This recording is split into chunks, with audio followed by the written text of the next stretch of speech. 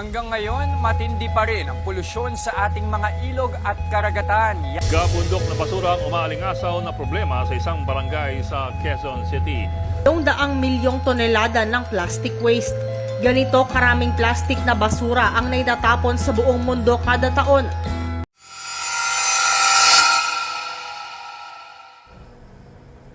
Every day, millions of tons of waste are thrown away. Much of it ends up in rivers, oceans, and communities, and it's destroying our environment. But change begins with one simple action, and that is awareness.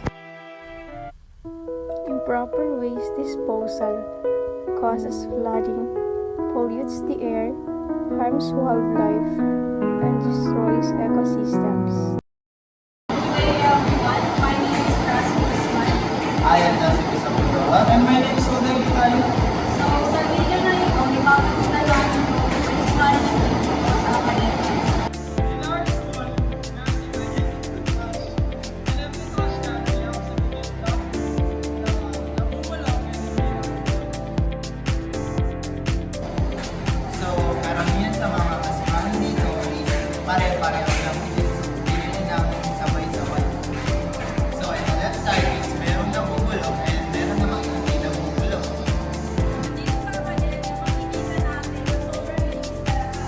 At yung mga estudyante dito, tinatawag talaga nila yung nasatawag talaga. As you can see in the surroundings, wala talagang basurang makikita dahil nakatapon na yan sa mga tamang lalagyanan at makikita natin kung gaano kalinis ang akademya.